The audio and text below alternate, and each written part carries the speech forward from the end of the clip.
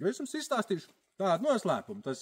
Noslēpums tas ir tikai meža īpašniekiem, nevis pircējiem.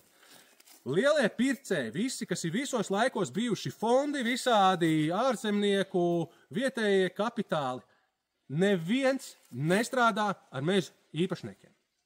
Visi fondi, kuriem mēs kādreiz esam strādājuši, runājuši, viņi saka, nebūtu starpnieki, mēs nekad nebūtu sapirkuši tik daudz īpašums. Kāpēc viņiem nav interesi strādāt ar privātajiem un kāpēc jums būtu jānoslēdz līgums tieši ar mums? Tas ir apliecinājums, ka īpašums ir gatavs pārdošanai un viņš ir nopērkams uzreiz.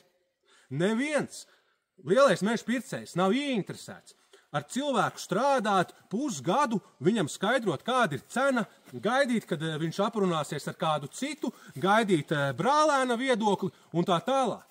Tāpēc visi lielie pircēji vienmēr sadarbojas ar starpniekiem, jo zina, ka lūk, tā kā mums katalogā varat ieiet apskatīties, stāv 10 īpašumu. Un visi mūsu sadarbības partneri zina, ka tie īpašumi ir gatavi pirkšanai. Viņš pateiks, jā, es pērku par cenu, kas ir katalogā, un viss īpašums ir pārdots. Un tāpēc ļoti daudzi investori, viņi zina, ja viņiem ir jāizpild kaut kāds apjoms, vai nāk gada beigas, vai ir konkrēts viņiem interesējušs reģions, viņš uzreiz ir gatavs viņu nopirkt, tāpēc, ka viņš zina, ka pusgada darbs vai vairāk mēneši jau ir izdarīts. Šis cilvēks jau ir viņu strādāts, un viņš ir gatavs reāli darījumam.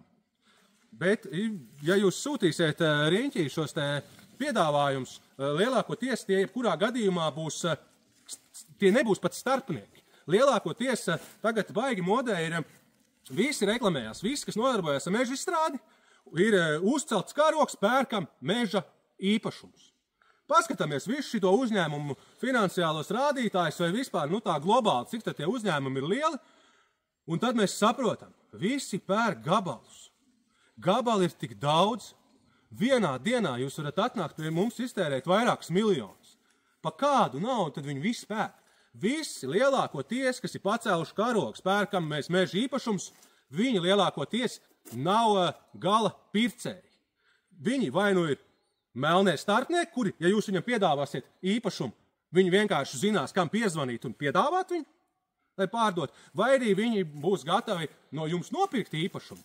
Un tad jau lielie īstie pircēji, viņiem arī ir interesanti ar šiem saucamajiem pārpircējiem, perikupiem strādāt, tāpēc, ka tur arī viņi zina, ka viņi labāk nopērk pa taisno uz sitiena no zinām perikupu īpašumu nekā auklējās mēnešiem ar mežu pārdevēju. Un tā ir reāli.